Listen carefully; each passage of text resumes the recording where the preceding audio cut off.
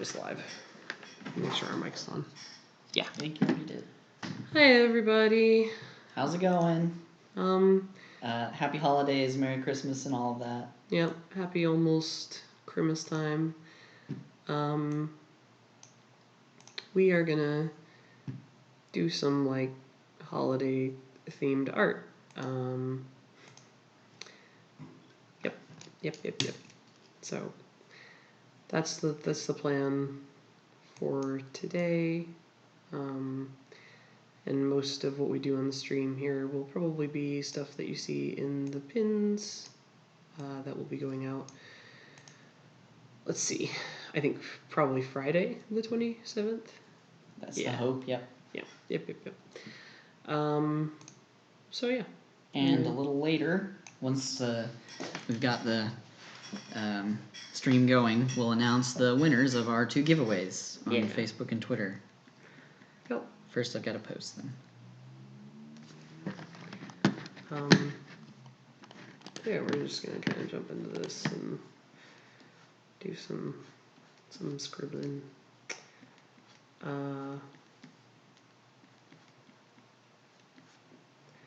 I've had a couple of ideas, none of which I super adore, but we'll see what happens. Holiday art is a little tricky with the cast, how they are currently, because I don't want to say they don't have personalities, because they do. They have very distinct personalities even, but they're not in a setting or don't have close enough relationships to really do very specific stuff. But yeah, okay. And it's sort of out of place for the setting in general. Right, and particularly where we are in the comic, in the middle of a battle, like, is just a little bit off kilter, but that's okay. So we kind of thought we'd do something sort of totally out of world and out of character. Yeah. Or rather, out of the action that's going on. Yep. Because once upon a time, when we very first were playing this campaign, after the first year we played, there were established relationships and meaningful things going on, and I actually did a holiday piece for the group, which was a lot of fun, but it just is completely inappropriate where the comic is right now, but that's okay. We'll do a little too on the nose elf hats on our elves, and yeah, I posted on a share your OCs, or no, show me your elf OCs on Twitter. And I was like, well, I'm going to post the actual elf and then say, and we have 1 billion half elves, but... Right. We do have one actual elf. And turns out she's who I'm working on right now. I don't know that I meant to start with Shale, but then I did. I think I drew her ears too big, though. Hang on 1 second, guys. I think I gave her Oriella's ears by mistake. Those are a little smaller. Those are the Fae ears. Yeah, I made her ears too big. Okay, we're just gonna kind of crop those and fix them. But yeah, so we can go through like some of the sketching process like we always do. I know that last stream I was like ranting at everybody about how I don't care what you do, it needs to be gesture drawing, which is still technically true, but I don't do as much of that for like busts and stuff like this, or just like a quick sketch of someone's head, because I have so much experience doing it now that when I'm not drawing a whole body, I don't do it as much. And even then, I mean, it still is a pretty roughed out sketch, but I've drawn a lot of these people a lot. And Shale I've actually drawn less than pretty much anyone except for Oriella. Not that that says anything about the order in which I like characters at all, because I really like Shale, but they just don't get quite as much screen time, because a lot of times, like in session in particular, these players were less active and their characters were less active, and we fix a lot of that when we work on the comic. It's not table to internet, it's put in much more cohesive pieces. Yeah, I mean, and eventually it came down to they became NPCs. Yeah, under my control, so because their players ditched us, but it's okay. But yeah, so I mean, they just don't get. Shale was so combat focused that that's kind of why Shale really comes alive a lot more when there's action happening, because that is who she was. I mean, she's a barbarian, and that's how barbarians do usually. But she was an especially always seeking. She's one of those murder hobos who doesn't think a lot about the consequences of her actions, and that didn't jive super well with our group, unfortunately. But that's neither here nor there. Well, as Cheshire found out a few pages ago, or several pages ago, if you don't think about your actions, bad things can happen. Hey, I was shitting on Shale. Why did it have to go to Cheshire? Because that's what they've actually seen. But I know Shale will catch hers too, as Cheshire's already caught theirs. Yeah, Cheshire's one of Cheshire's greater redeeming qualities, I think, is that Cheshire learns from their mistakes like almost no one else does. They are usually the first person to be like, "Oh shit, I fucked up," and also listen when someone says, "Oh shit, you fucked up." and also the only person who receives the message "you fucked up" and actually listens to it. And that's the thing, is that I have found that players don't like that, thus their characters don't tend to like that. Because I mean, truthfully, no one likes that. No one likes being told they fucked up, and it's just kind of a matter of, like, how can you handle that and your own maturity, and that leaks into your character a lot, I think. Well, that's very true. But Cheshire, they're a special case because, like, they're a bard. Called her I fucked up called them the I fucked up the character a few times. Yeah, I fucked up the character for a long time is Cheshire's role in the party, and they like understand that, I think, and are like, yeah, I'm not good at things.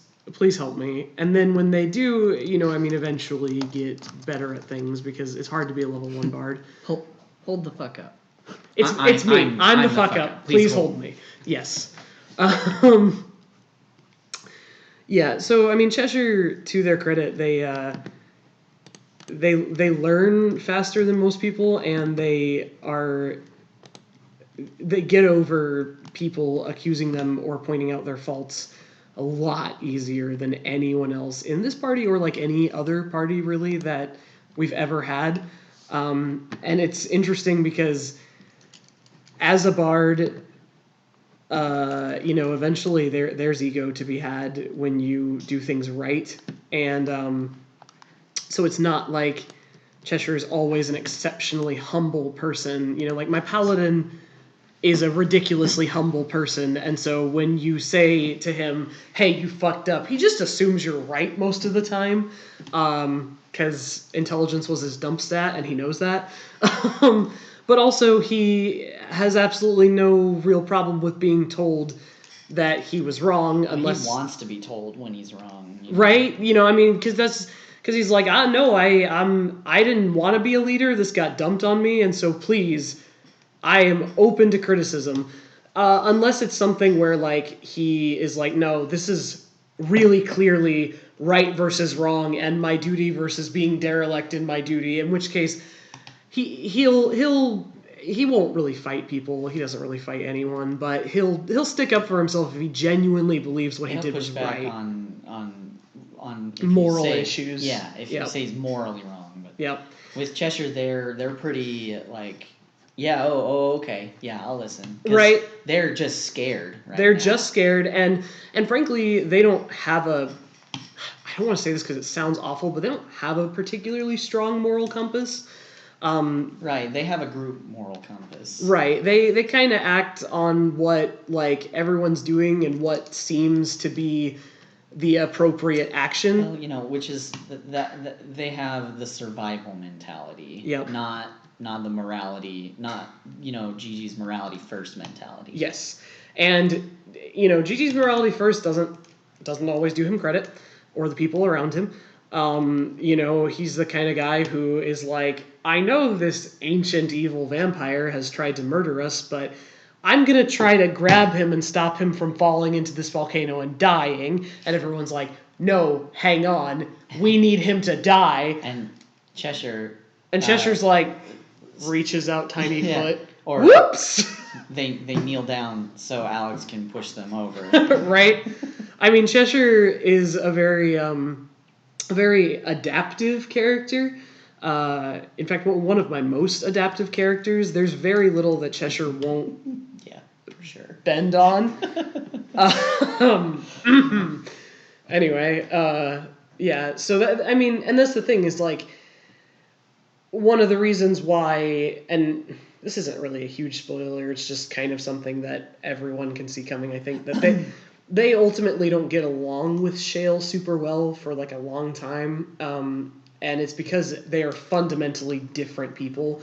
Like Shale is all about action and getting in the thick of it, and Cheshire is not. And Shale highly values, strength and bravery, and Cheshire does not display those things. And so that's just truth. They're not super compatible people to one another. But, oh shit. I lost my train of thought. Anyway, Cheshire is very, very much willing to... Yeah, they have a lot to grow. Just like everyone in this comic. And the thing is that they're more willing to grow, I think, than a lot of people. Like, Shale's very proud of who she is, and there's absolutely nothing wrong with that, because Shale's a very accomplished person where she comes from. And Cheshire's just like, I don't know. I mean, I don't want to say I'm a hobo, but, that's how bards be. And so Shale just doesn't really have any patience for everything that Cheshire is. And likewise, Cheshire doesn't like what a harsh and abrasive person Shale is. I mean, if you just look at that picture of Shale versus just about any picture of Cheshire, and you can see the difference between them. Yes. Shale is incredibly confident and incredibly powerful, and Cheshire, and they're comfortable not in that. Yes, and that's the other thing. That's that scene where Shale is bragging next to the fire pit and is like flexing and all super proud of herself, and there's nothing really wrong with that. You can be proud of who you are, but there's very much no humility there, and Cheshire's like, I'm scared. They're really different people. Can I hide in your hat? Right? If someone tried to pick Shale up in the middle of a battle and carry her, she would stab them. And Cheshire's like, oh, thank God somebody picked me up. Whew! Whew! Yeah, a little different. I thought I was going to be on my own for a second there. And so, yeah, they just, it's been a pretty common reaction of readers, particularly people that like we know in person, going through and being like, Jesus, Cheshire is so scared and sad always. And it's like, Well, yeah. I mean, but to be They will fair, grow, but isn't that the right response right now? right? I mean, that's the For thing is like, for a person who's not heavily combat versed. I mean, that's the thing is Cheshire, is level 1, all right, and started and stayed at a lower level than other characters for a while. But also, so Cheshire's level 1 and is a level 1 bard and has, a handful of like stupid magic like prestidigitation that does Right. almost nothing for anyone. And Versus Shale, I believe, should have been level 3. yeah. And so, they've got 8 hit points, which is just an average person's amount of hit points. And they are smaller than everyone else. They are not as combat oriented as everyone else. I think they're one of the only characters who's never been in combat before. And Right, and it's not like 5e where you can spec your bard super combat. no, In 3.5, I mean, you can go into prestige classes that make but your you have bard to get there. more combat oriented, but it's I mean, it's not you don't play bard to be combat oriented. No, Like, I mean, I have a level Barbarian. I have a barbarian and it's fantastic and I love it and it's smashy. But the bard isn't what makes it smashy. The bard is The what makes it frenzied barbarian. thematic and More interesting. aids the smashy, but Yep. it doesn't bring the capital SMASH.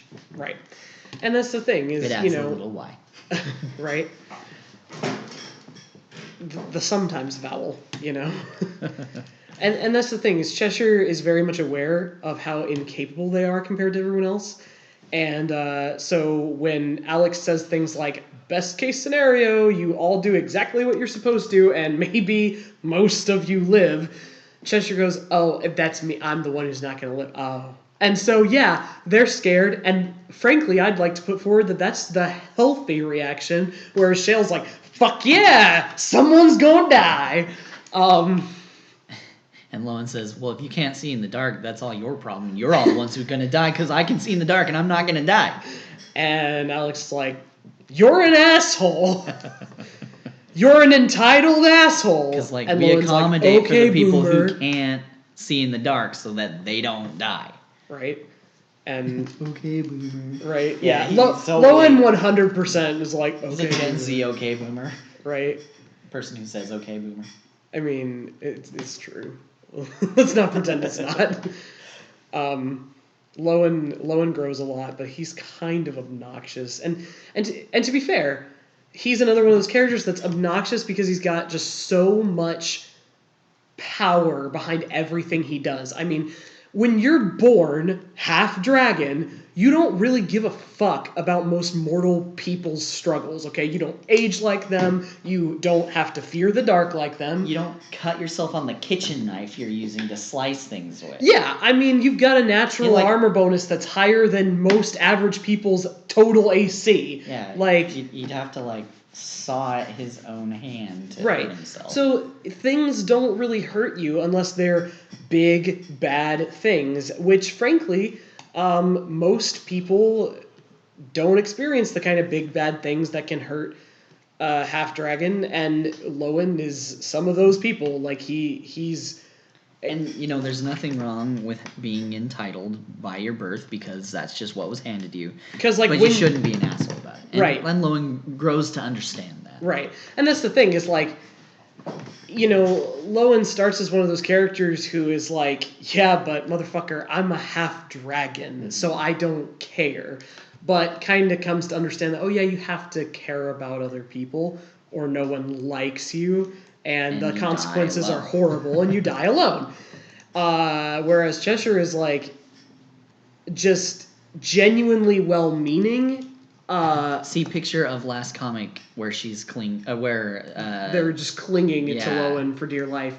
Cheshire is genuinely well-meaning 9 out of 10 times. They just aren't always on point. Shale, she's always, I'm good. I don't care. I'll keep everybody safe. Blah blah blah. But that kind of confidence doesn't look after the characters that need the looking after. Well, because Shale has one job, and it's look after Oriella. Yeah. And so that is what she does, and she does it incredibly well. But that confidence breeds. But I'll be keeping everyone safe, and she probably thinks that. But you have to make sure your bard is safe.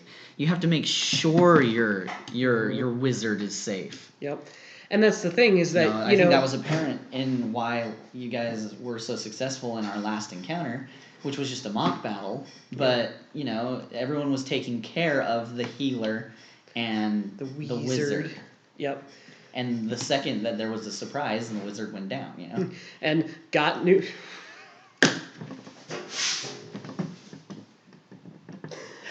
Okay. Sorry. I wish the wizard would go down on me. So the point is, I see. And I in that encounter was responsible for our bard, and our bard put themselves right behind and between all the other more powerful people, and that's the thing is like, when you work well as a team, you do a lot better. But if just look at the last page, for instance. I mean, you have Mimi, who is a warrior of the high heavens, who can freaking fly and is in full plate armor, charging this Chungus zombie, as we like to call him, and getting just batted away like she's a fly. Yeah, like she's nothing. But then Shale is just like, just get me an opening. I mean, that's the thing is Shale doesn't pay attention to that. Maybe didn't even see it, doesn't care, and if she did see it, would automatically assume, well, Mimi is weak and that's not going to happen to me until something bad happens to her. Shale is not the kind of person who learns vicariously. No. And, she's never been smacked and killed instantly. No. Well, I mean, like, knocked unconscious. Right. Of course, you can only die once. Right. But GG. But she's also very much the person who's like, well, that failed, so you get me an opening and I'll do it right. Right. And then that's the thing is like, I mean, she didn't repeat the same mistake of just charging in.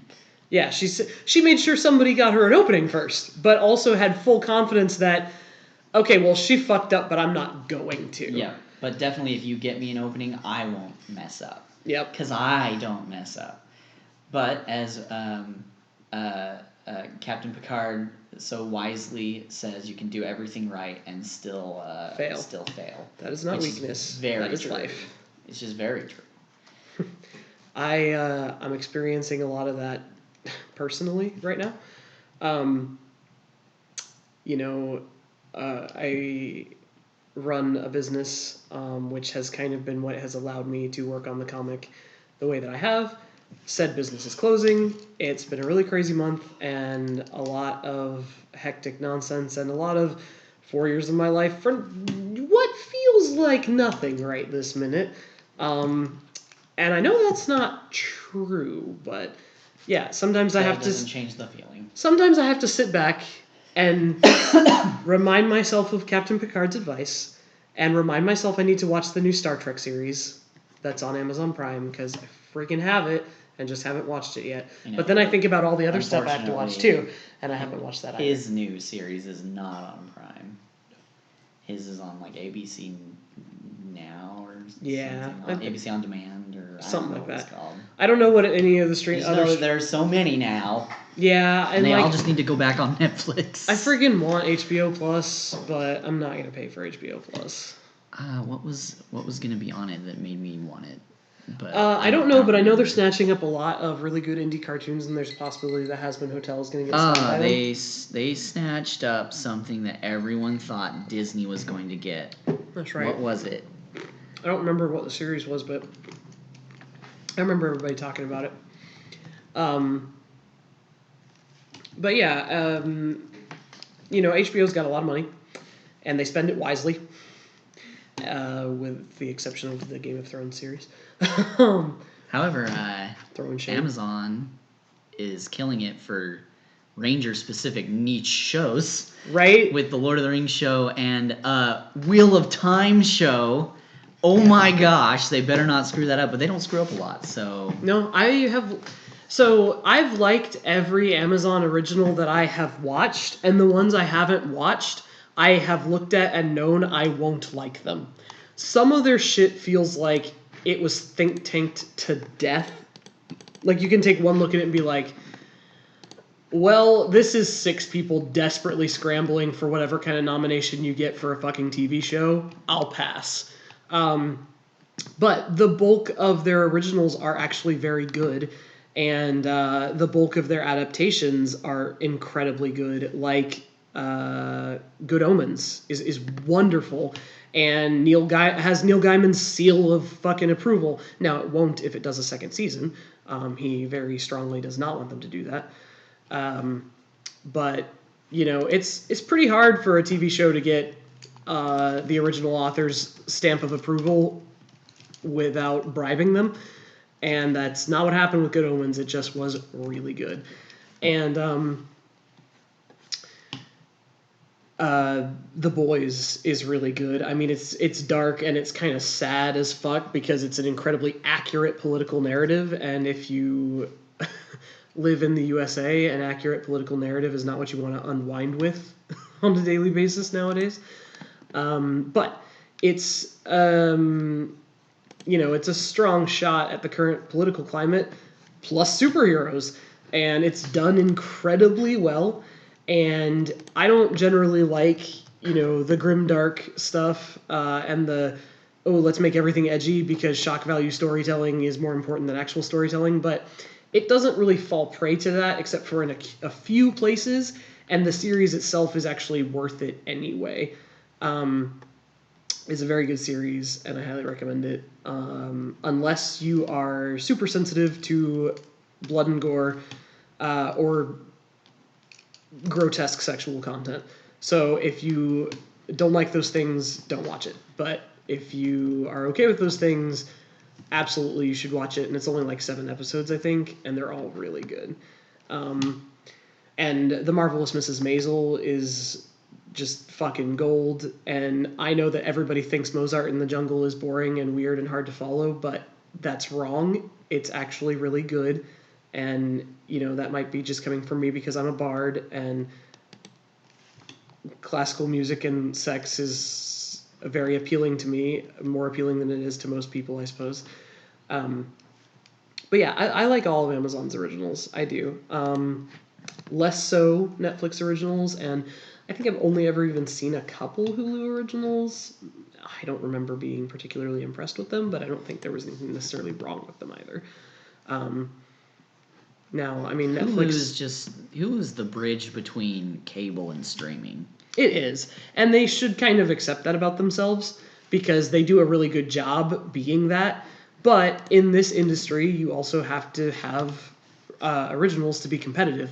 I know this because I sometimes take surveys for like a small pittance of money via an app on my phone, and the last like 6 have been about streaming service originals, and like, which of these services do you most associate with originals? Which of these originals have you watched? Watch this ad. Tell us what you think about the original and the series that it comes, or the streaming service it comes from. And so it's clear that that's where everyone's going to try and get their edge over the competition.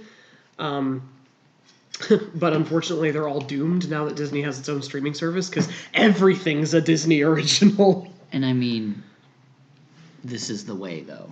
Yeah. The Mandalorian is the best TV show I've seen in a long time. I've watched the first episode now, and I'm like, I love it so much. I mean, everyone I know right after the last episode premiered, my brother texted me and was like, "Are you watching The Mandalorian?" And I said yes.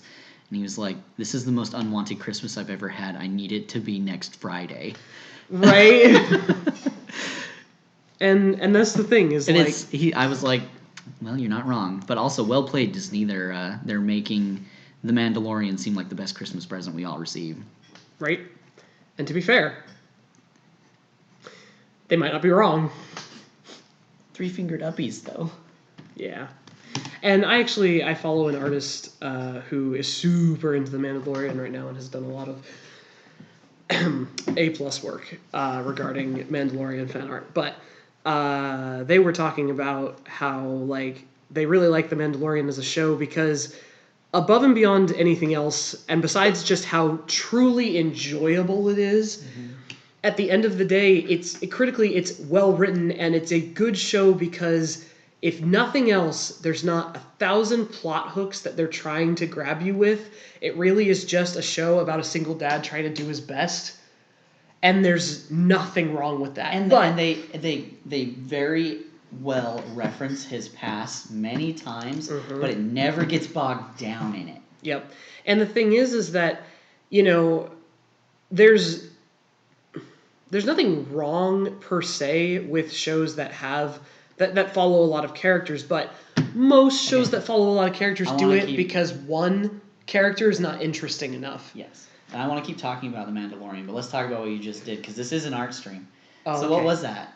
Because that was a cool little tool for getting a perfect cylinder. Boop. It's a ruler. There's a cylinder one, and there's a line one, and there's also a... I can't remember what this is called, but it's a French something. But there's this one. Yep, and it comes in different shapes. And I used to actually have a physical one of each of these, and you know how many times I ever used it? Never. But doing this comic, I've used this a lot, actually. Because there's a lot of... get these perfect curves. Yeah, and there's a lot of swirly-whirly magic in this comic. And I'm very capable of swirly-whirly sketches, but when I have to line everything perfectly... And fit it in a space. Mm-hmm. And, you could have drawn that circle, but I mean, why would I waste the amount of time that it would have taken me to make the circle perfect when I could just use a ruler? Yes. And, I've seen a lot on Twitter about, cheating and blah, blah, blah. No, it's not. If people genuinely think that digital art and the tools that come with digital art are cheating, I will tell them the same thing that I told the author of Shark Girl, which I was forced to read in high school, who also knew fucking nothing about digital art, and that's, fuck you, you know nothing about digital art, okay? Because I do a lot of traditional art. In fact, every page that exists on the website right now at least had a storyboard done traditionally, and the most recent one had almost every panel sketched out on a sketchbook and then scanned onto my program and then re-sketched onto my program from that. But even if it hadn't, that wouldn't invalidate it. Well, exactly, because here's the thing. So I'm just giving this as an example because I do a lot of traditional art. I have used both mediums. But would you ever walk up to somebody using... Would you ever walk up to an engineer and tell him, how dare you use that ruler, you're cheating? Right. No. No, you want that to be fucking precise. Yeah. And that's the thing, is that tools... are an important part of art, just like they're an important part of anything. And yes, I can have this ruler at the click of a button instead of having to dig through my fucking bag and grab an actual physical ruler or go buy a ruler. But people who believe that, I think, either have a personal grudge against a digital artist that they are seeking to take out on the rest of the world, or are digital artists who are way too insecure about their own work and struggle with imposter syndrome and are like, oh, well, if I use this, then I'm cheating and it's not real art. And it's like, yeah, that's what every person ever thought about using a photo reference when they were 13 too. Right. But it's not like your model is any less real if you get it 3D printed. Right? And that's a bone of contention for me. And the book Shark Girl is about a girl who's a artist and surfer, and she gets her art arm bitten off by a shark. And I should have had some form of empathy for this person. But one, I think the author has no idea what it's like to live with one arm. And two, the author knew nothing about art, because the solution that was offered to her when she lost her arm was a tablet and a PC to draw on. I've got news for you. having a tablet does not suddenly make me left-handed. Right. Okay? You have to relearn. You have to relearn it. And you would relearn it drawing on a tablet just like you would drawing on a piece of paper. And there's this particularly contemptible scene where she's given this tablet and she's in the hospital and she just picks up the tablet and apparently draws this like photo beautiful giraffe, but hates it because it's not real. And so she throws the tablet away and picks up this napkin and like takes a pen that she steals off the nurse's cart because people won't just give her real art supplies because reasons.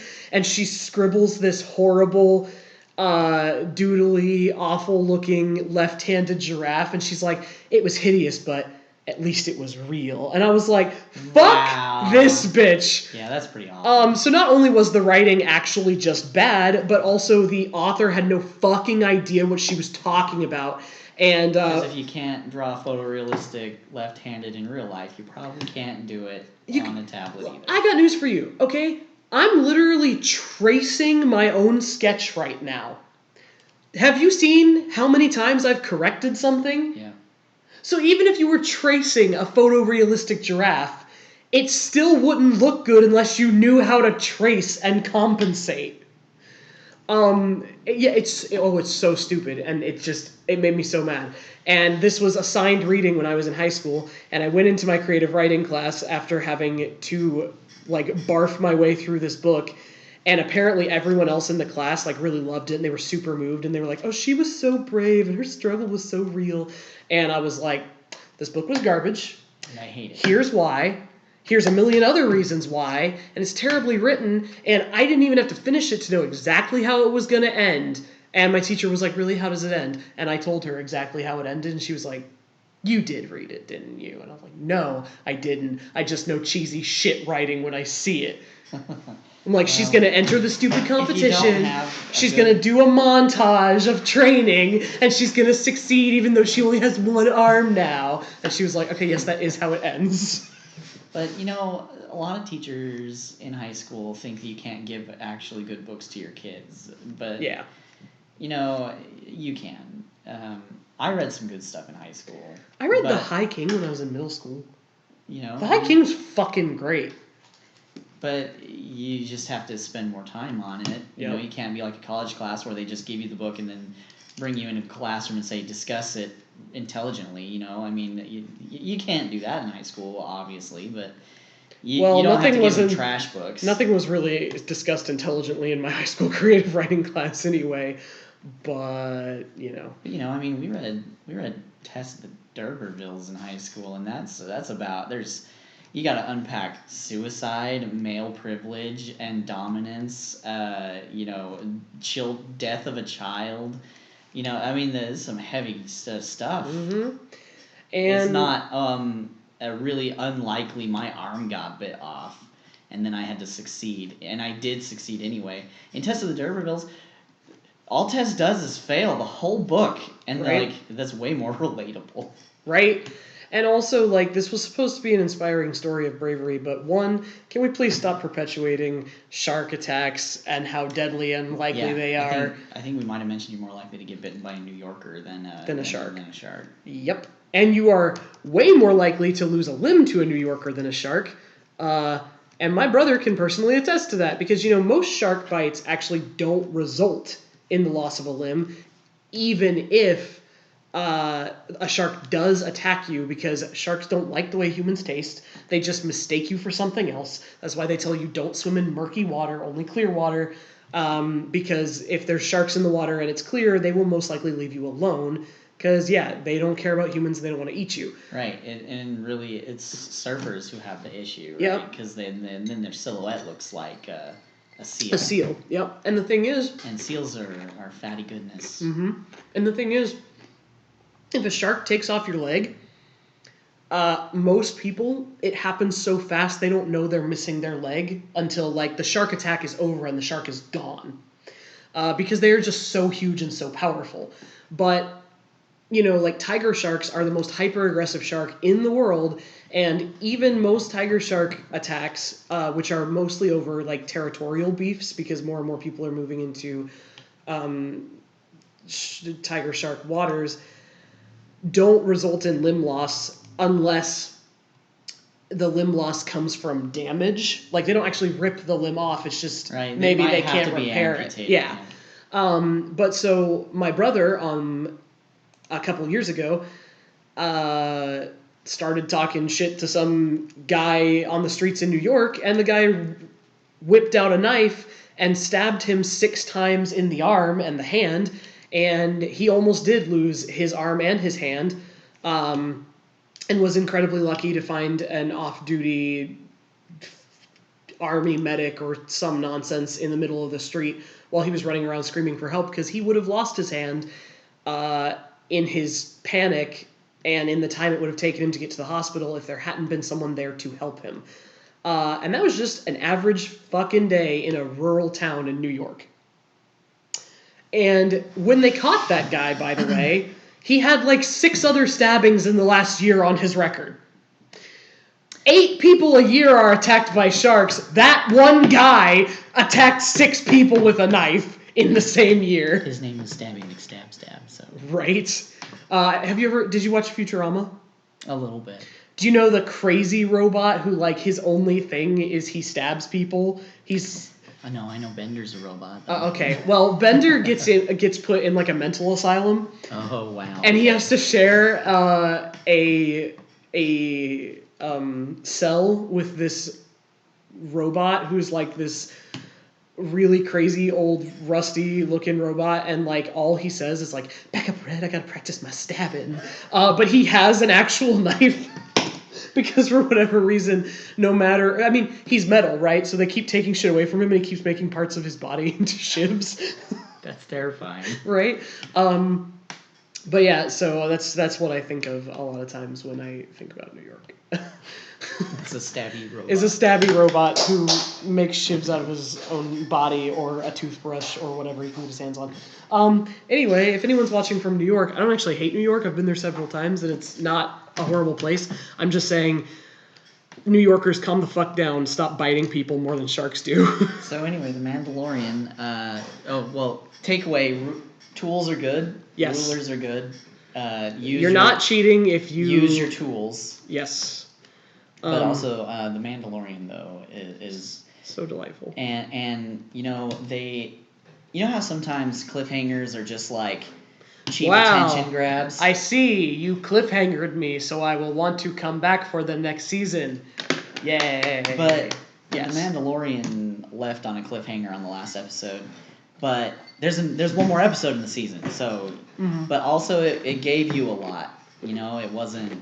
I didn't felt strung along. I just felt like clearly this episode needed to be longer than the 50 minutes it was allotted. Yep. And that's it's like every episode of Game of Thrones. You're like, I'm being strung along, and they're just waving Daenerys' titties in front of me so that I will keep following the string. I'm being strung along by Daenerys Targaryen, which, to be fair, is not terribly unpleasant. Is not the worst way to be strung along. But just ask Jorah. And Tyrion and everyone. But I was specifically going to say the Night Watchman. I can't remember. Jon Snow. Just ask Jon Snow. Yep. And then you find out that you're related, and then it's weird. But no spoilers. Look, if you haven't seen the final season of Game of Thrones yet, you're not missing anything. I think you find that out in the season 7. Season, yeah. Yep. Because I haven't seen the last season, but spoiler, you're not missing. It's not good. Clearly the rabid fan base didn't like it, so it's probably not very good. Well, see, and that's the thing is like every fucking time we get on this art stream, I say some other shit that's gonna make me hated by a large amount of people, but. So Game of Thrones, more or less, ends terribly as far as everyone who watched it was concerned, okay? With the exception of a handful of people who wanted to feel like they were better than everyone else by saying, oh, I totally saw this coming, okay? I know some of those people. Even George R.R. Martin, who gave them carte blanche, do whatever you want because I like what you're doing better. Turned around and went, well, that wasn't how I intended it to end, so I'm going to finish writing the books now. I'm going to fix it for the fans. Yep. AKA, I'm gonna fix it for the money. That guy, I mean, he's a terrible person. Yeah, and a terrible writer. And I can't believe he's ever dared to say he's better than Tolkien. I mean, I know there are many, many, many people that prefer it, and that's fine. That's fine, but it's not better writing. No, in fact, I had an argument with somebody about the terrible writing that was Game of Thrones, because I made a post to the tune of Game of Thrones fans actively engaging in, indulging in, and encouraging bad writing for 7 seasons, and then Game of Thrones ends badly because the writing is bad, and I put the shocked Pikachu meme under it. Yeah, well. And I had a acquaintance who friended me on Facebook like jump down my throat about it, about how like it's not bad writing. I saw this coming from the get-go, and I was like, predictability does not mean good writing. Yeah. Okay? I mean, because, who didn't predict in the Lord of the Rings that the ring was going to get destroyed? Right? Everyone knew that. Right. But that's not the point. Exactly. What was that message about how a quest is when the ending of a journey is more important than the journey itself? Or the ending of a trip is more important than a trip, and a journey is when the trip is more important than the end. The destination. Yeah, and some shit like that. That's Lord of the Rings versus It's a journey. Versus. Oh. Well, it's literally a quest, but the journey is what's important. Yep. For the reader. And because I mean, the epic rap battle of history between Martin and Tolkien is spot on. He says, you know what's going to happen by page in age 5. Yeah, that's true, but that doesn't make it bad, right? And you don't know everything that's going to happen. You know the final ending, sure. Well, the truth of the matter is it's a rich mythology, and all the things that happen are just as important as the final happening. Sorry, what were you saying? I was just going to say that, shock value storytelling and wanting to pull the rug out from under your readers or watchers or viewers or whatever have you. Your consumers. Your consumers. I don't want to call it toxic to the industry because it's a little too strong, but it's like if you have one good shock in your story or every now and again, that's fine, and that's enough to hook people, right? You don't want it to be boring, but the desire to constantly push the envelope and constantly be, like the person who shocks people more. I mean, that's what makes Game of Thrones bad, is that they're willing to throw away any kind of character development they've written, any kind of sensibility, any kind of previously established fact, just for the shock value of getting to kill another character or having something end the way people didn't want it to. And that's especially prevalent in the video game industry. Yeah. Because the video game industry has long been struggling to outdo one another in terms of what they can get away with without the censors stopping them, and in terms of, how pretty it looks, and also how much the gore is actually going to grip you and hurt you and shock you. And it generally makes for actually very terrible storytelling, and especially when you rely on that in a story-based game and your gameplay isn't good either. It's a huge problem. Well, it only works, too, because of good content that sets the expectation. Mm-hmm. Game of Thrones' shock value only works because of the base that it's built on, of Tolkien and Jordan and Lewis. And to a small extent Sanderson. That base of high fantasy makes people have a set of expectations of what's going to happen. You think Ned Stark's gonna win because he's the good guy, and Martin's like, nah, no, he's not. And no, it won't. Because he's going to make this really out-of-character, stupid decision. Well, he's going to do it because he's going to lose because he's the good guy. The good guy loses. And like that, I mean... Here's the thing. That's the only reason it works. Nice guys finish last as a premise got stale a long time ago. And even in cleverness, isn't even rewarded. Right. Tyrion gets messed with a whole lot, and he's the most clever person there is. Yep. Because it's it won't fulfill any expectations because it only wants to ruin your expectations. Yep. And that makes it bad because there's no... Well, besides the fact that it's just fucking cancerous. Well, it just logically can't happen. Yep. The most clever person can fail, but they will succeed more than they fail. Exactly. Or else they're not actually clever. Yep. And that's the thing is that, you know, he wants to tell this narrative of like, well, life just shits on Tyrion, and it's like, okay, I get that, but if you're consistently smarter and better than everyone else and you outmaneuver them at every turn, and then you side with the bitch who has the dragons, like, at some point, you gotta question, is Tyrion actually as clever as everybody thinks he is? Or is the writing just bad? You know, I mean, it's got, like, okay, so this is my problem with anime as a genre, okay? And it's a very widespread problem, is your main hero has to be the fucking underdog in most animes, which unfortunately means that all of these other characters that you set up and show in every instance are stronger than the main hero. They should win, but they just don't because he's got plot armor. Yeah. Right? So the main hero's the underdog, and so whatever happens, he's going to rise up. That's why I liked Gurren Lagann so much. Yes. I mean, spoilers for a very old show, but tune out if you... But his bro, the guy that is inspiring him, you know, he inspires him one last time and dies. Yep. Because he gives his life to make this all happen. And no one expects that. They expect him to just get up and keep going. There's like a handful of stakes, at least. But, you know, it's like, no one was hooked in anything that happened in Dragon Ball Z after the first series-wide Resurrection. Yeah. You know? Resurrection, as a general rule, cheapens a storyline. It can work, especially in high fantasy settings where Resurrection usually comes at a high cost.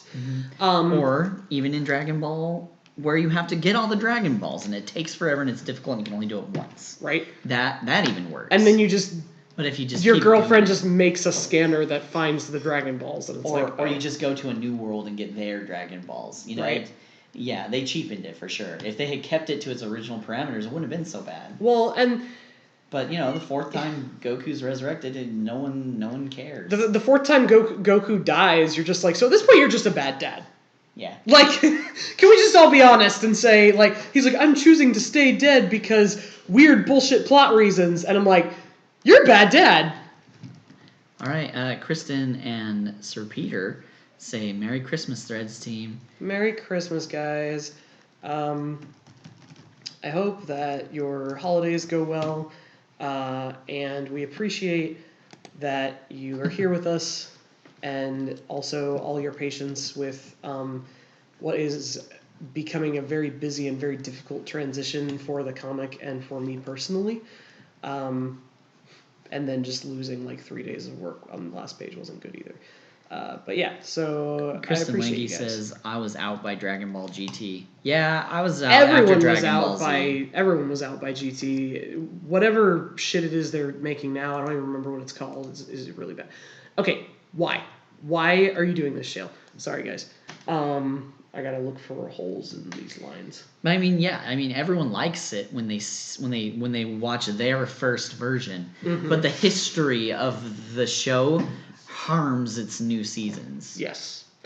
And all its movies and all its everything. So essentially you can have, you know, self-contained interesting stories. But the whole... there it is. I'm sure there are people who have watched all of it and enjoyed all of it. I know some of them. It certainly isn't me. It's rare, but they exist. But I mean, the whole and even Spirit most Bomb of them are arc like, was powerful and cool, you know. But then he started using a Spirit Bomb on every single bad guy. And it started happening quickly. Yep. Because a Spirit Bomb doesn't mean anything anymore because he's not actually calling on the spirits of all these dead Namekians. Like, that's why Spirit Bomb was powerful, is because he was absorbing and calling on the power of the souls of everyone on a dead planet. Yep. You know, I mean... And if they had just left that alone. Yep. Never used that again.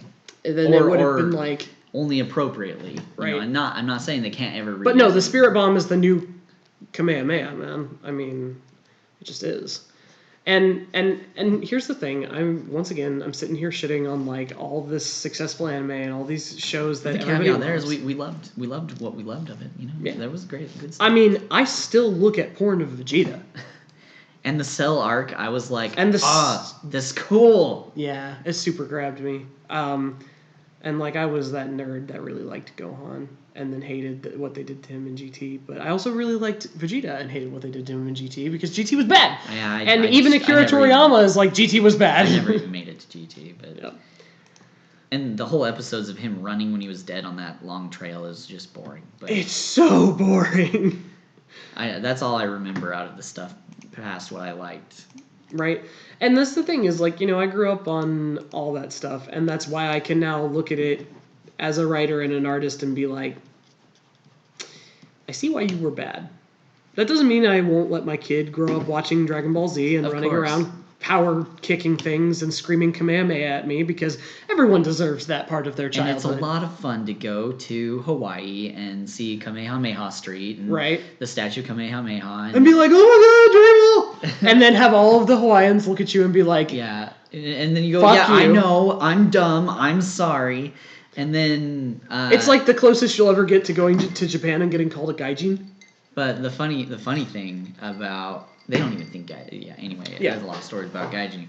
But we were in Hawaii visiting my brother when he was there, and there was this Kamehameha highway, and the GPS was just like, turn left on Kamehameha Street, go 2 miles on Kamehameha, and it was just really, it was very amusing.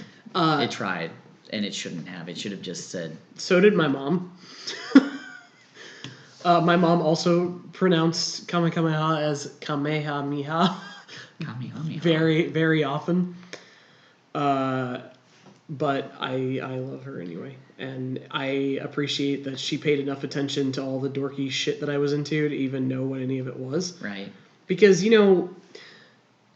like, I love my parents, and I appreciate them on a daily basis anyway, but, like, nothing makes me appreciate my parents more than working retail Christmas, because I have all these people come in and... All right, guys, hang on. I'm about to, like, spin the screen real hard. The Twilight Zone. I have all these people come in, and they're like, I need a Nintendo game for my son. And I'm like, what kind of Nintendo does he have? And they're like...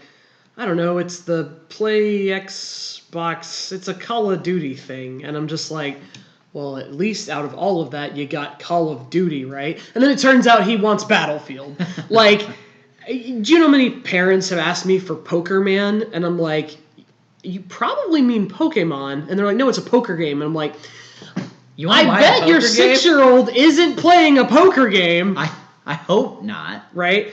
And they're like, it's just something to do with poker, and it's like Poker Man, and I'm like, it's Pokemon. I promise you it's Pokemon.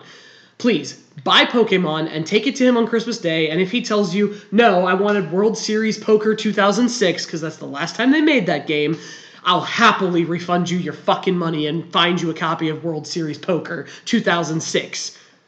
And, hey, that's never happened. But...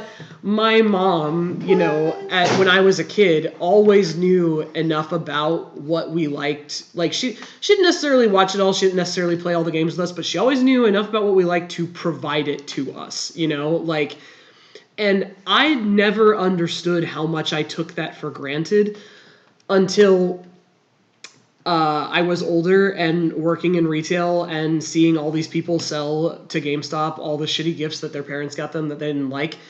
And at least those guys got video games, Then there's all the people who got socks because their parents just don't care about them at all, which is horrible because I bought my mom socks for Christmas, but it's because she genuinely needed some. Oh, that's so bright. It's not going to stay that bright, but anyway. And then and this is an interesting story that just compounds it further. When I guess a couple years after my store opened, I had a local news reporter come to the store and ask me if he could interview me for the column that he writes every year, which is the, like, like the hot holiday gifts column. Mm-hmm. And he's like, yeah, I tried to go to GameStop and they told me if I wanted to do any kind of interview, I needed to call corporate. And I was like, yeah, and corporate's never going to give you an interview and they don't care about you and that's their way of sending you out the door. And he was like, yeah, I figured. So I was like, absolutely, I'd be happy to do this interview with you. And he was like, he came in with this tiny little notepad and was expecting me to give him like a list of 10 games that everyone could just buy for their kid, like that every kid wanted this year.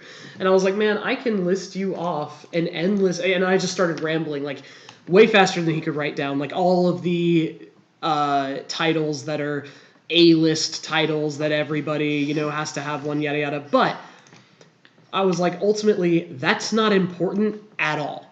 Okay? What is important is knowing the person you are shopping for. Okay? Because yes, Madden 2019, or at that time I think it was 17, Madden 17 is going to be on a lot of people's Christmas lists.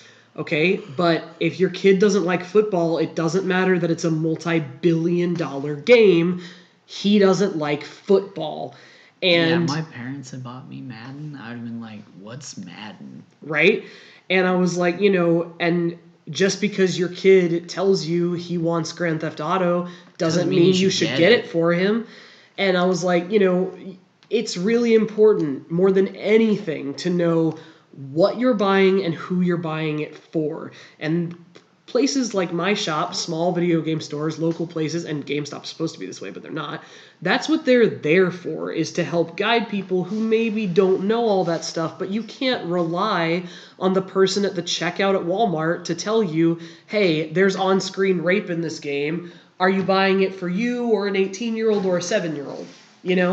And I was talking to him about this, and he was just looking at me like I was crazy. And he was writing as fast as he could write, And he was just like, I've never had somebody say this kind of shit to me. And I was like, look, do you know how many parents come in and tell me they want to buy something for their kid? And I ask them, what system does he have? And they're like, it's a Nintendo. And hey, turns out it's an Xbox.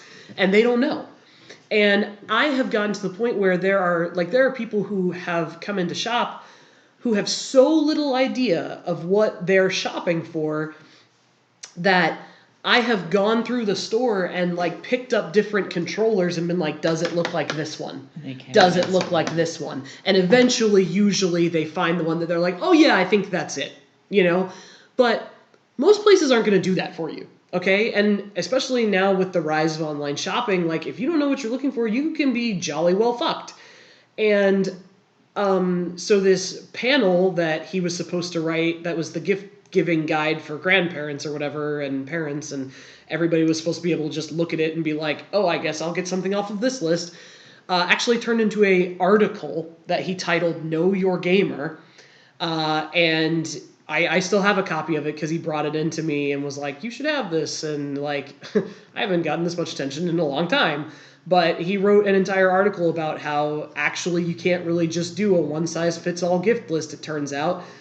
You have to know people and you have to know the industry, what they're into. Whether it's movies, TV, anime, whatever have you. And I was extremely flattered that he, took that level of my advice. And he took it seriously. And he didn't just take that list of things that I prattled off about how meaningless they were and make that list his article. But it's funny because I got a call from a friend of, my mom got a call from a friend of hers who apparently reads the local paper and saw it and was like, your daughter's in the paper. And this was the third time I was in the paper because around here there's not a lot of news. And she's like, your daughter's in the paper again. And this time she's calling people bad parents for not knowing what video games to buy their kids. And I had specifically cited, I was very blessed as a kid to have parents that knew what Pokemon was because, my older two sisters had Pokemon Red version and Pokemon Blue version, and they each had their own Game Boy. And I always wanted to play, but you only got, one save file. So I could only, kind of start a game and play around a little, and then I couldn't save over their file, and then I had to give it back to them when they wanted it. So my mom knew what Pokemon was, she knew what a Game Boy was, she knew I wanted it, and she bought me Pokemon Yellow version. And my own Game Boy Color, which is the best thing ever. And I was like, but I look at a lot of these parents and they're like, it doesn't matter what they're going to call the Xbox 5 or 4 because your mom's still going to call it a Nintendo. Like, that was a hugely popular meme. And I was like, and the sad part is that's true, but it's getting to be a particularly dangerous misconception to have because a lot of games come out on all the different systems now. Like, yeah, if your kid's looking for Zelda, chances are nowadays he's looking for Breath of the Wild, or at least one of the 3DS versions. And it's not on any other console except a Nintendo console, so you can at least narrow that. But I have people come in all the time and ask me for Mario on the PlayStation. And I'm like, hey, Mario's been a Nintendo exclusive literally since it existed. It started in 1981. And I had someone fight me about that hard. Like, she started screaming at me. And she was like, no, my son has a PlayStation and he plays Mario. And eventually she called her son and she was like, what is the Mario game you play on your PlayStation? He was like, Mom, I don't have a PlayStation. I have a Wii. It's a Nintendo system.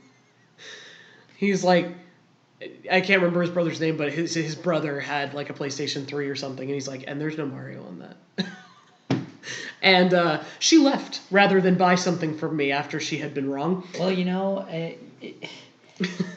it's easier to just disengage than to face that you were wrong. Right. But you know what? That's an important life lesson is don't fight with experts unless you're really sure. Right. Okay. Experts are usually going to be right. So, and this is a petty moment, right? But I own a lanyard that actually says PlayStation Expert on it. Because when I worked at GameStop, I attended several conferences that Sony held that were like extra training about their products and this, that, and the other. And actually, I didn't learn anything at almost any of these conferences because I already knew it, but I went anyway because they were paid for, and it was like a paid-for day off. Basically, I just had to listen to people talk about Sony products. So I have this PlayStation Expert lanyard, which, by the way, I was wearing at the time. I was literally labeled expert, and she still fought with me. But so I went into Walmart sometime that same month, I think, actually. It was all like the December before I quit GameStop. And one of the guys who was ringing me up had just a lanyard that just said PlayStation on it. And so I like adjusted mine outwards because it said PlayStation Expert, and I just like reflexively had to brag that my lanyard was better than his. Wow. It's like the most petty shit I've ever done in my whole life. You earned it. Right? And what's even funnier is that guy later really awkwardly asked me out, and I was like, shit, I shouldn't have done that. Yeah, he was like PlayStation Expert. Hot. Right? But yeah, that's straight up one of the most shit petty things I've ever done. And it's like, it's not like it hurt anyone, but as I walked away, I was like, why did I do that? That's not even legit bragging rights. That's just like, I'm a nerd who got paid slightly more to be more of a nerd than you, guy who works in electronics at Walmart. Like, I don't know, but it's just like my inner bard took over and I was like, must brag. But yeah, so, and yes, Shale's tattoos are going to be green and red. Because, Grimace. But yeah, so generally speaking, you are right. Don't argue with experts, especially experts who work in retail, because they are going to tell somebody else what a shithead you were, possibly on the internet. But at least to everyone else who works in the store, and they're probably going to repeat everything you say in a like high-pitched, annoying voice, mocking you. Because why wouldn't they? So just before you're shitty to a retail employee, please picture everything you're saying being said like this, and reconsider whether you really want to say it or not. Because the minute you leave, that's what's going to happen. Or like Gollum at the end Smeagol of lied. Smeagol lied. Yep. Yeah, that is what's going to happen. I promise you. So consider that heavily. Yeah. Before you Karen someone. I feel like I need to make that a meme. I just it's like it's so funny. It is such a serious moment. But he's just like, Looks right at it like.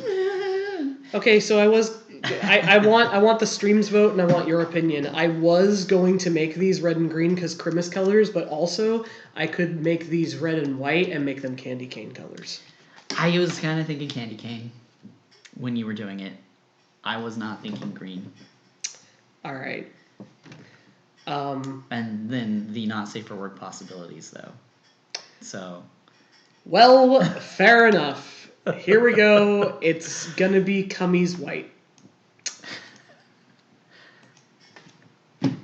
Because she's got more than just on her face too.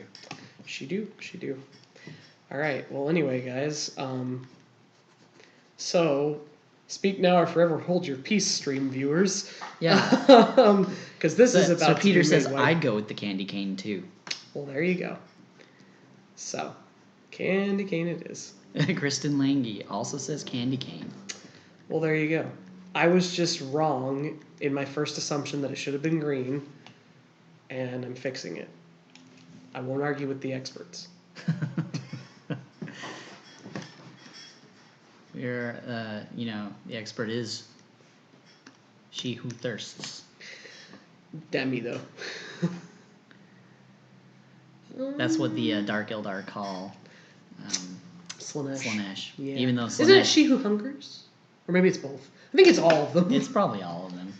Yeah. I believe I have read She Who Thirsts, but it's probably all of it. Right. And to be fair, like, they're not wrong, but that's also why everyone's like, Slaanesh, are you a... I mean... Slaanesh is... You're running up, running around saying Demon Prince, but all your people are like, she who thirsts. And Slaanesh is like, ain't nobody got time for she and he, but as also hermaphrodite. Yep. Because... And if you look at Slaanesh's demons, almost all of them are hermaphroditic. Like, Slaanesh ain't got time for sex and or gender roles. I mean, Slaanesh's got time for sex, but like... Slaanesh has time for it, but it's not... There's no role. It's all. It's all. Always all. Yes. It's 8 boobs and 2 dicks and a vagina that is one of your nipples. And a cigar and a bowl full of ice cream and cocaine. And a hentai magazine. Yeah. That's Slaanesh. So, and also you have to mark be... this not for children right on the YouTube thing that you have to do now. And also, you have to be listening to a Space Marine's mind-bending, head-exploding music while you snort the cocaine and eat the ice cream and smoke the cigar and watch the hentai. And then it's a regular day. Yes. That's just fucking Tuesday for Slaanesh. Ain't nobody got time for, like, less than that. And this is why I will fall to chaos one day. Yeah, I understand that the only people in the grimdark future who are happy are people who worship Nurgle. I don't give a fuck. Like, if I'm gonna fall to chaos, it's gonna be for the cocaine snorting noise marines with 6 tits and like... I feel like Tzinch would be crab claws. My jam, but... Tzinch would be your jam, you conniving fuck.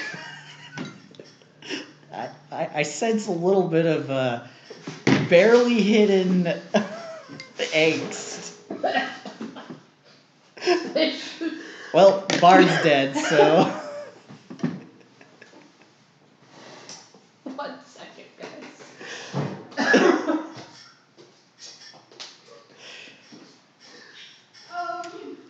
Well, I'm gonna go hire I'm gonna go hire a new artist. No, don't announce on the stream I'm dead. We have to take out a life insurance policy beforehand. Oh, well, now we can't. Shit!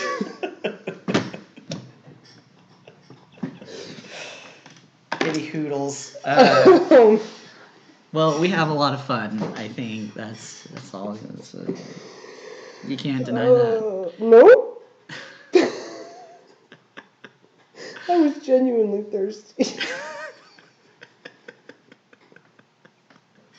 I did that to myself. So to describe all of this, I made the mistake of taking a drink right after I said Tzinch would be your jam, you conniving fuck, before I took the time to giggle, and then I couldn't, and Well, then he called me out on the angst, and there are things going on that I can't say because there are people who watch this stream for whom they can't know, but let's just say that Ranger's a good DM, but also an evil mastermind, and there's a reason I put evil fucking mastermind on his profile as a creator. Yeah, I didn't choose that, but No. I okayed it. Right? Because we all know it's fucking true. Orlea agrees with me. Yeah, she peeped. Now I have to rub I choked on a bunch of ice cubes, tears out of my eyes. And I had the foresight to at least grab my cup and cough all my water back up into it. You probably caught that on the mic. I apologize. So, yep. Anyway, Sinch is cool, but, you know... Kristen Lange says truth. I'm not quite sure what she's referring to, but I'm sure all of it. It's all of it is truth. Okay. Back me up here, Kristen. It's all truth. Wow. I have no words. And a sniffly nose. Which I did to myself. Well, perhaps now would be a good time for us to announce Yes, please. our giveaway winners. So we got a fair amount of participation on our Facebook giveaway, and there was some fierce competition, although about a third of people managed to complete all of the tasks, but at least they did. And it's better than our Twitter engagement. We had literally two people. We don't need to tell them. We only had 2 people. Well, it's there to see. You can see. Shh, nobody's gonna pay attention. Anyway, yeah, our Twitter giveaway didn't go so well, guys. Yeah, well, you know what? Twitter. I'm an old curmudgeon in these dang social medias. No, we've learned a lot. We've learned a lot for our next giveaway, and we'll do one day. Yep. But exciting moment, drum roll. Our Facebook giveaway winner was a patron. Yes. So instead of winning a choice of a print, they get a glass framed collage. Yes. And the lucky winner is Jessie Newport. Yay. Whom we met at Atomicon. Yes, she's a very nice lady. Yes, and we couldn't be happier. So they will be receiving in the mail sometime after Christmas. Yes. A delightful 8.5 by 11. Yeah, 8.5 by 11 glass framed collage of all of the cast. Yes. And we normally sell that for $20. Yeah, something like that. $20 at con. Yeah. If we have to charge a little more if we have to ship it, if people want to buy one. But at con, yeah, we sell them for $20. Yes. And she will, of course, it will be totally free. We're not going to charge her shipping. No. But we are very pleased to have this merchandise to send out into the world because yes, I think it's very wonderful and worth every penny that it took to make and that it costs. And so that's our Facebook giveaway. Our Twitter giveaway was not a patron, so they will be receiving their choice of a print. Yes. And that... I think they're 4x6 prints. Yes. On like a 5x7 map, something like that. And that will be at Fable Mantra has won a print of their choice, and we'll post this, of course, on both Facebook and Twitter. And both Jessie Newport and at Fable Mantra just need to get us their details for shipping, and we'll ship that out. At Fable Mantra also needs to pick which cast member they would like the print of. Yes. And we will be delighted to ship those out because I think particularly the collages look very nice. Yes. I'm personally I'm more fond of the prints, but not because the collages don't look super nice. I know the collages are technically better, but something about the aesthetic of the small prints pleases me. They look very nice individually. Yeah. And also with the small prints, I can pick and choose to not have or to have certain people that I want on my wall. Well, that is why we mostly sold prints at Yep. the con we were at, because you can pick the one that speaks to you. Yep. You know, and I think if you love the comic, the collage is nice. Yeah, for sure. But if you have a character that is your favorite, or just you don't know anything about the comic, then each picture would speak to you. Yeah, I think that is why we sold the unique amount that we did. We primarily sold Cheshires and Oriellas. And it was because we sold them all to people who were new to the comic, who were just picking something that like they liked. And wow, this and the brown next looks was so Loan, nasty. because It's the Loan's green. so distinctive. Yep. And Oriella has, is super boobity. So every like thirsty person at the con who couldn't get porn anywhere else bought Oriella prints. And then Cheshire is fucking adorable. And so they were the most popular. They were the highest selling. They would like everyone to know. Stop what you're doing. Stop what you're doing. Pay attention. They sold more prints than anyone else. They would just like it pointed out.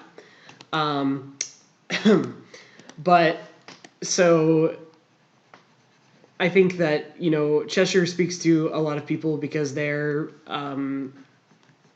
frankly, they're androgynous and small and adorable. And if like you can't identify with some part of that or like some part of that, then, I mean, who are you?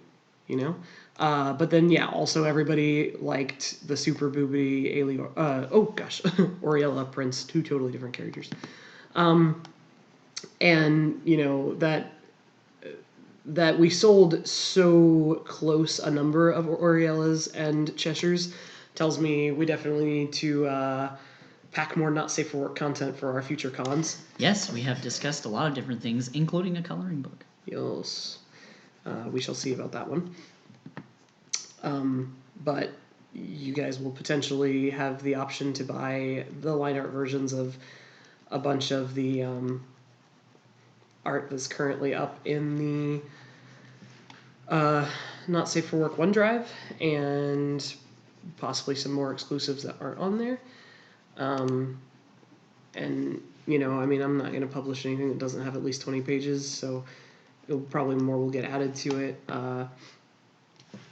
But yeah, so there is that, and also probably we will have some Not Safe for Work prints next time.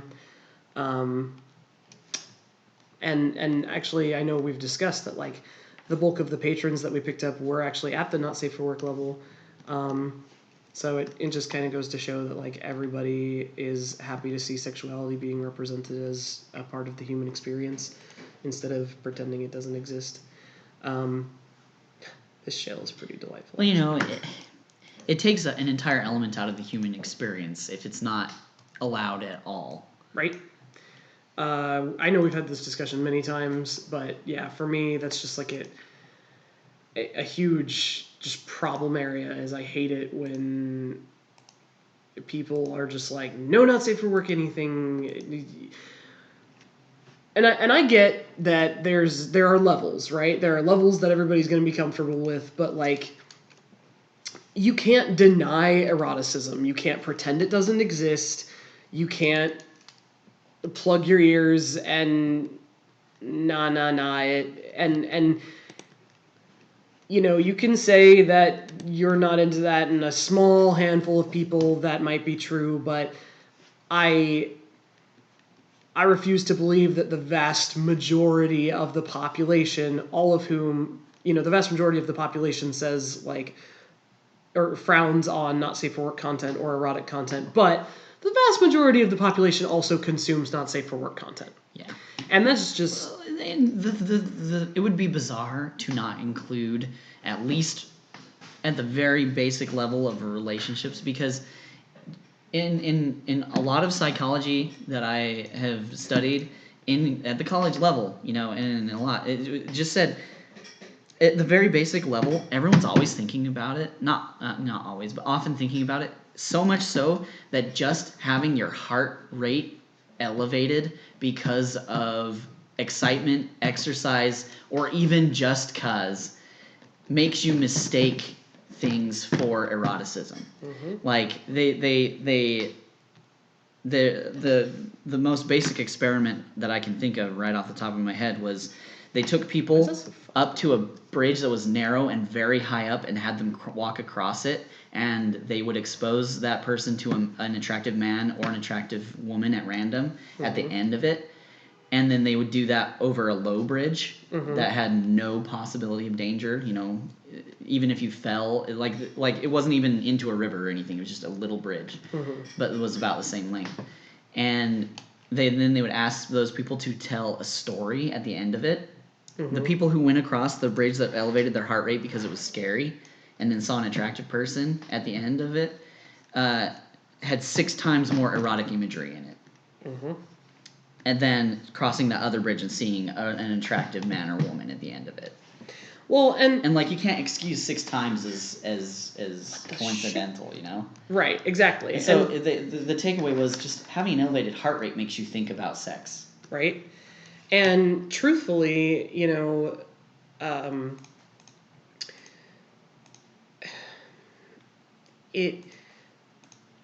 world's coming around a lot, but it's... Oh, sorry. My point was, and so these people in this comic have an elevated heart rate all the time. Right? Transference, man. And, you know, my whole psychology of love class, like the end of the takeaway was, so if you really want to get someone interested in you, take them to a theme park or take them on a run. Or like a horror... You know, don't go sit in a movie. Don't go have dinner. Get their heart rate up and they'll be more into you. This is a true story. And it's true. It is. And frankly, I mean, I write a lot of erotica, less for the comic and more for fun, but eventually I'll get to write for the comic too, for which I am excited. But, you know, there are a lot of things that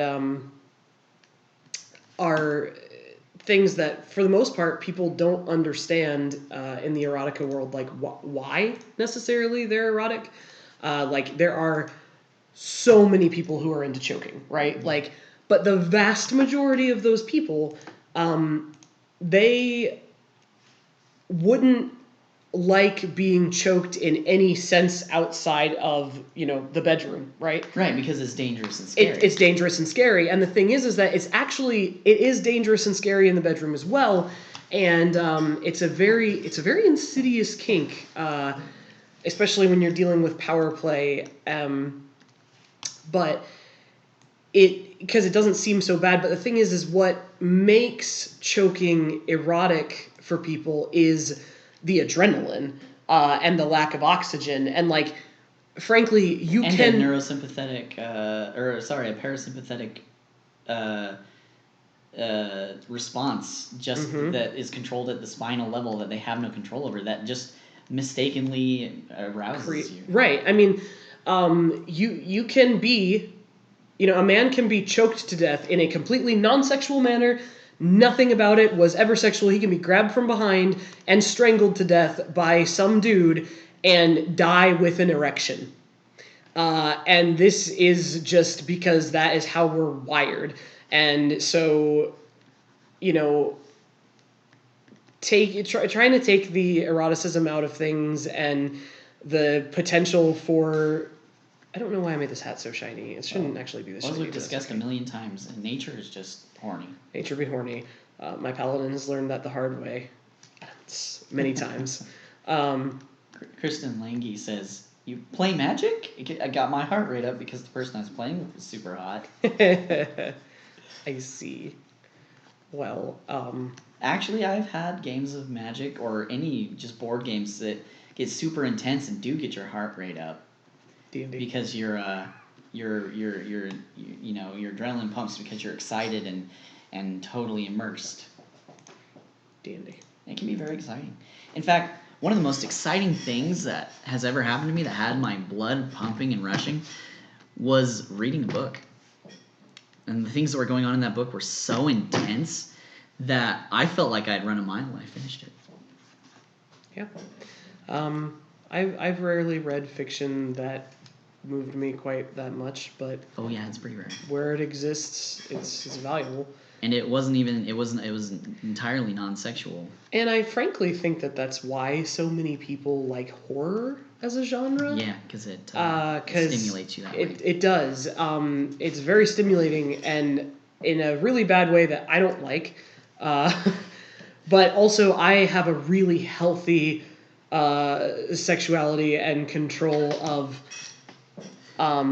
Kristen Lange says, "Yeah," says the evil mastermind DM. Yeah, 100% true. Thank you. Gosh. But also, I don't generally like external stimulation like that because I have a really bad anxiety disorder.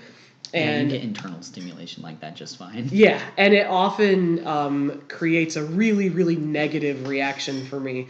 But I have a friend who is super duper into horror, and I don't understand it, and I never will, and that's okay. And like he'll talk to me about horror stuff, and I'm just like, bro, you lost me. Like, and even horror stuff that he doesn't like, that he admits is bad, he still enjoys watching it. He's like, I mean, it's terrible. It's written horribly. It's not even really that scary. It's badly made. The story's boring. I hate all the characters. And he still watches all of it. Every bit of it, like a million times. And it's because, you still get the jump scare out of it. Or whatever the fuck you get out of horror.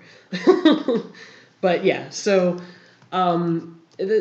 that's the thing is like, and I think that is also to kind of bring this full circle, why that shock value storytelling has so much merit and has gotten so many people so far, in spite of the fact that it's actually not good storytelling. Because if your heart is racing and you're freaking out and you're like, oh my gosh, I don't want Daenerys to die or whatever, or oh my gosh, the new not the new Tomb Raider game, but the first remake Tomb Raider game. I think it was just called Tomb Raider. It was the one before Rise of Tomb Raider, whatever. I'm a video game nerd. So the new Tomb Raider games are especially bad about that. Everything in that game exists for how much it can get your heart racing. Like, there's an entire scene that is actually incredibly tedious gameplay that is torturous to go through, where you are crawling and tiptoeing your way across this like super duper high up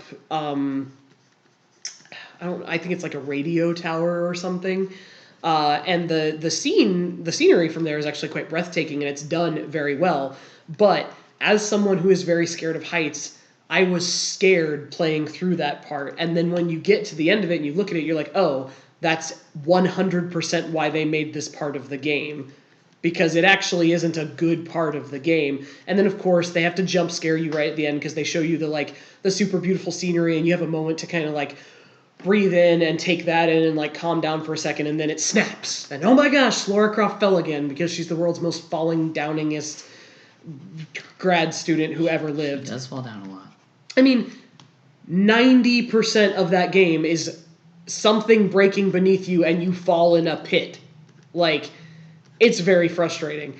And it's one of the only games that I have ever beaten all the way through, especially in as short a period of time as it took me.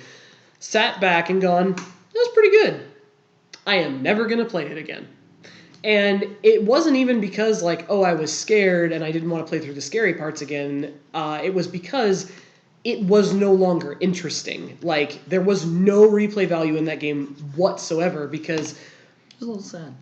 The story wasn't all that good, and what was there was so bogged down in the, like, oh my gosh, a branch broke. Oh my gosh, you fell into the river. Oh my gosh, you fell into this pit. Oh my gosh, this Russian dude cornered you and you had to bite off his ear. Like, it is just 100% about the shock value and about getting your heart racing in the moment and making you feel like you're enjoying it more than you actually are.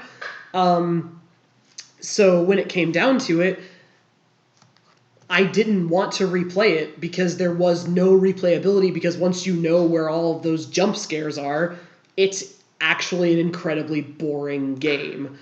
And here I am, once again, shitting on some much more successful studio that probably a lot of people disagree with me on, and that's 100% fine. But the truth of the matter is like I've played a lot of video games. I've read and written a lot of fiction, and I recognize bad when I see it. Or play it, as the case may be. And that's unfortunate because I actually loved like all the old Tomb Raider games, even the ones that are actually kind of bad, because at least most of them were interesting. And say what you will about Lara Croft being an over-sexualized character, and her new design is so much better because she's like more relatable and looks like a real person and yada yada. I don't give a fuck, okay? Because let me tell you what, I like being able to play a protagonist. Like, I get it, there's a fine line between empowerment and sexualization and all that jazz, but Lara Croft was a billionaire, archaeologist, scholar, marksman, and yes, she ran around in booty shorts and a crop top, but also every man she ran into either died at her feet or fell at her feet. She fought a fucking T-Rex with a pistol and won.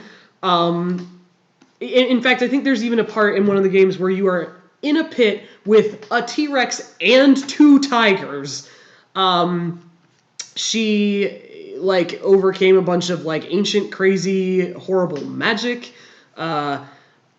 Unlocked the secret of the Nephilim race, had one of said Nephilim fall in love with her and then left him to die. It wasn't super nice, but hey, that's what every male action hero ever has done. How many of James Bond's girlfriends have died? You know, I mean, and nobody bitches that James Bond is too heavily sexualized and he needs to be a less attractive character, because that's what he is. He's a hypersexual character who gets everything done because he's super smooth and well-equipped. And that is what Lara Croft was. And now she is kind of dumb and a grad student who does stupid shit like go to the Bermuda Triangle because reasons. And then not be able to figure out that her Asian friend named Himiko might be the reincarnation of the ancient Asian queen ghost on the island named Himiko. Wait. Is she named Himiko? She was! What?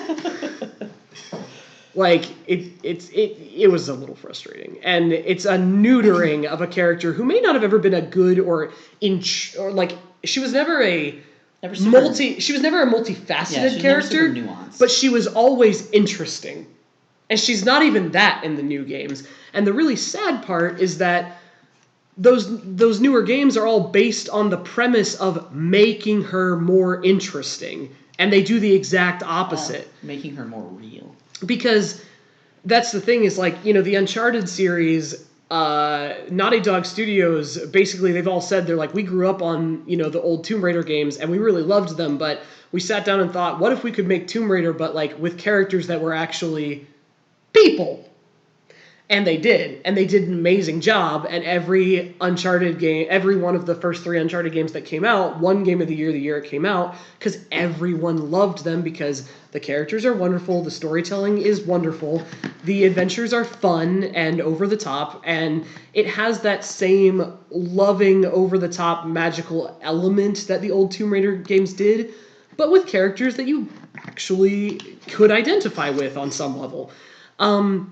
And so they did just everything right with those games. And so Square Enix / Crystal Software, whoever the direct developers of the new Tomb Raider games, made the new Tomb Raider games built on that premise reversed. Like, oh, they made Tomb Raider but better with a male character, so we're going to make Uncharted but better with a female character, and they miserably failed. Yeah. So that's my rant. I'm done. But anyway, it's just a shame because I wanted to really love those games, because I loved the original Tomb Raider games and I loved the Uncharted games, but I didn't love them. I didn't love any of them, actually. That's too bad. And so it just goes to show, like, just because something is pretty or just because you get that shock value out of it doesn't necessarily mean it's good. But yeah, and you don't. It doesn't have to be good for you to like it. That is also true. I love the movie Red Line. Objectively, a lot of people could argue it's not a good movie. I don't give a fuck. It's entertaining. I love that movie. It's like Fire and Ice. Yeah, you don't watch that movie for the story. No, you objectively could say Fire and Ice is awful, and it's awful even for a Frank Frazetta work. But it doesn't matter. It's so entertaining. Yeah. In a really train wreck kind of way. I mean, I'll hands down stand here and I'll fucking fight someone and say Redline is way better objectively than Fire and Ice. But you watch them both for the same reason. You double feature them. Yes. They're totally a back-to-back watch. 100% worth it, too, by the way. And maybe even add in Legends. Oh, gosh. Yeah. I mean, if you've got 9 hours to kill, pull up Amazon Prime and watch Fire and Ice, then pull up Kiss Anime and watch Redline, and then follow it all up with however you're going to get your hands on a copy of the 1980s Legend movie. You'll be a different person. It's not even 9 hours. They're all short, aren't they? I think Redline's pretty long. Okay, Redline might be long. Redline's like Fire and Ice 2 hours. is an hour and a half, and Legend is an hour and like 20 minutes. That's true. So yeah, you only need about 5 hours to kill, in fact, and you will come out of on the other side of that tunnel. You'll be a different person, I promise. Especially if the first time you watched Redline, it was censored. Yeah. It's a different movie. It's a different movie. I was sitting... So I love this movie, and of course I made Ranger, and my other roommates at the time watched it with me. And we're watching this movie, and there's some scene where, like, one of the main characters calls someone a cocksucker, and I was like, I really don't remember that language. And then there's just a scene where she's walking around in her living room with her fucking tits out, just fully out, sipping on tea, watching the news, and I was like, no, I would have remembered those. This is a different movie. And yeah, so I texted the friend of mine who first showed it to me, and she's like, oh yeah, I ended up getting the censored version by accident. And so there was a bunch of stuff that had been cut that I was like, I'm not 100% sure. I think this is different than the version I watched. And then there were boobies, and I was like, nope, I remembered those. I would have remembered those. And if nothing else, Bard would have remembered those. And one of our friends who was watching it with us has never let me live that down. Because let's just say I said it with a great deal of passion. And he thought it was the funniest shit ever. And still, to this day, is like, I don't remember those. And I'm like, well, I would have. Just saying. But yeah, so if you have watched Redline, but you had the misfortune of watching the tits-free version, go back and watch the version with boobies, because also there's a bunch more of the angry space baby monster. That was weird. The whole thing... I still don't understand why that was in there, but you don't have to. No, you don't have to. And the funny thing is it made even less sense in the censored version, because half of the scenes that... They're just gone. That have the angry space baby monster are just gone, because it's like people are dying left and right and they're cursing left and right, so rather than censor them, they just cut them out completely. And it didn't change them. It basically didn't. It was still just as confusing. Like, that component of the movie doesn't make sense no matter what version you watch. Subbed, dubbed, censored, uncensored. I've now seen all of them, and I'm like, what's with the fucking space baby, though? And there's no answer. It's just, there's an angry space baby bioweapon. Made sense to somebody somewhere. Yeah. It's basically like if you made a bioweapon, but it was... You had to grow it? But it was like, you had to grow it, and you grew it into a kaiju. As much sense as that sentence makes, that's how much that part of the movie makes. A human baby. But it's not even really a human baby. It's humanoid, some weird humanoid. It's like, it's just awful. Yeah, it's weird. But it does make you feel all sorts of horrible when it comes on screen, which is, I think, what it was meant to do. Yeah. So it achieved that.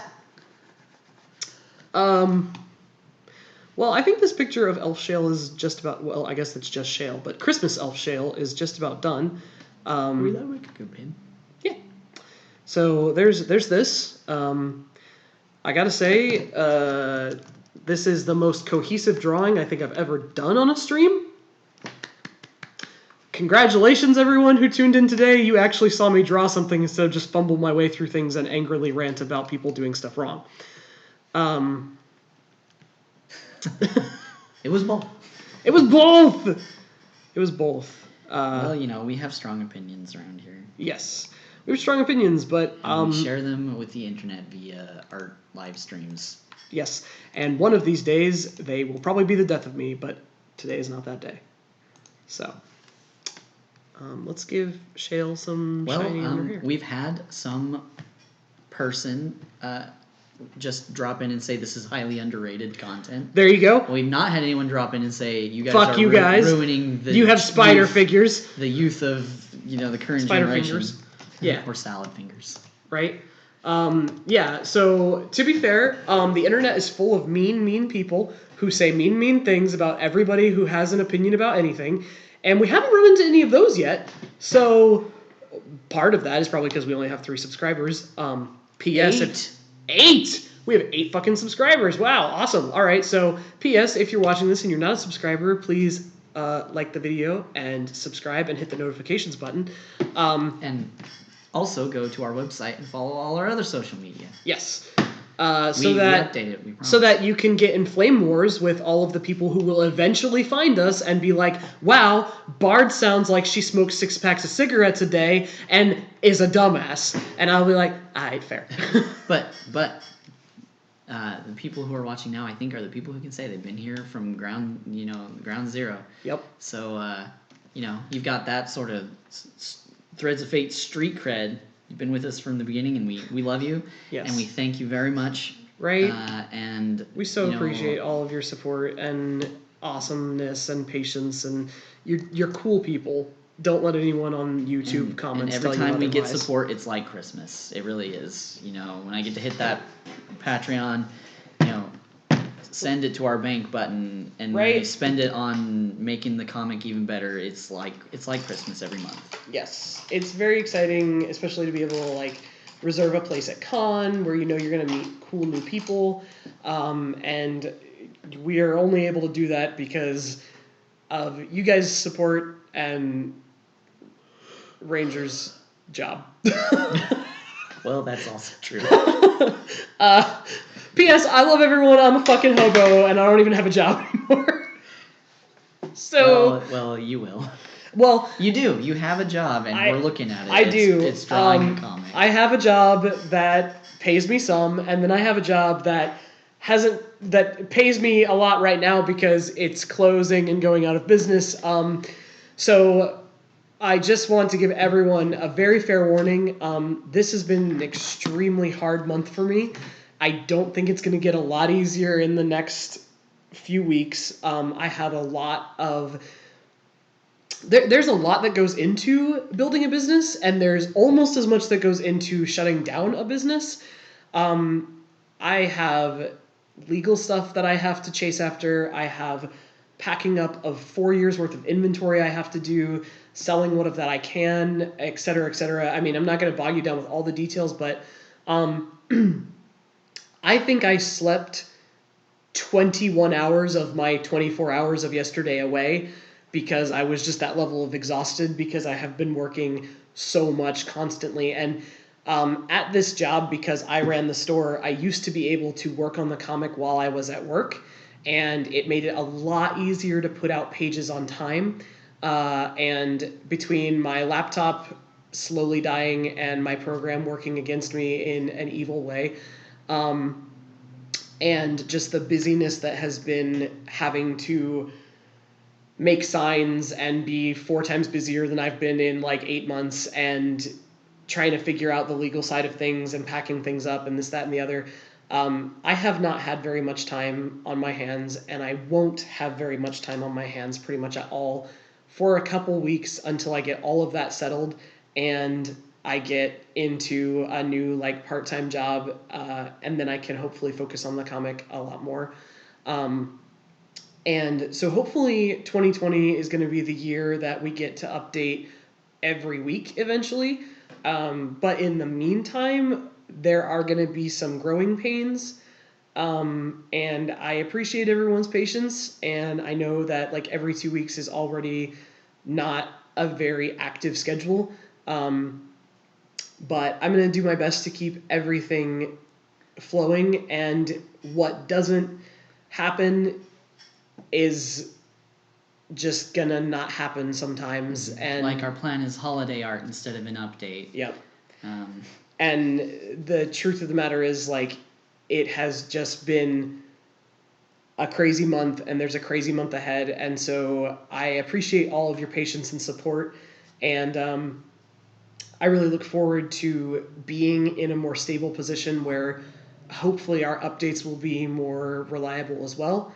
But at this present time, I am not in that position. And I just want to give everyone fair warning that there are forces working against us right now, and most of them are on my end, and I get that. But I can also only apologize for so much for something that's more or less out of my hands at this point. But I hope that our streaming schedule isn't going to change, because currently we stream at my business, but I'm hoping to get a dedicated office space set up at home for us to stream from. So our streaming schedule should stay on its regular schedule. We can stream from either of our houses. There's no issue. You just might hear a lot more dogs and or small children cats. And or cats. I have a cat that barks. So. I love it. I have a cat that screams. Only screams, always screams. So our next couple streams might be interesting, but they should still be on time. And we'll keep everybody posted with the update schedule, but it is something that we're going to kind of have to hammer out for the new year. Like, when are we going to pick the comic back up after the holiday break and all that jazz? I think reasonably can expect it will probably be 2 weeks after we post the holiday art. Yep. But we just can't guarantee anything right now. Yeah, because I actually thought that Friday was going to be my last day actively working in the store. It turns out I've got 2 more weeks. So things like that sometimes happen, and I don't think that's going to be the case again. So hopefully look for like a special holiday art and probably a thank you message on the 30th. We're hoping pins are going to go out on the 27th. And then on the 13th... On the 29th. Or, I'm sorry, yeah, the 29th. Don't listen to me. I'm looking at Mondays. And so hopefully 27th, our pins will ship out, which will be special holiday pins featuring this shale and a couple others. And then on the 29th, we should hopefully have an update of some special holiday-themed art. It might include these. It might not. Might be not safe for work. It might not. And then hopefully on the 12th, we will get back to our regular schedule, but we'll just see what happens. But and who knows? It could be 12th. It could be 19th. Yep. We'll keep everyone posted. Yes. And that about wraps up our stream. So thank you, everyone, for joining us. And like, share, subscribe. And we appreciate you, and we hope you have a safe and wonderful holiday. Anyone who's traveling, please travel safely. People be crazy on these roads. They really do. We love you, and we will see you in 2 weeks.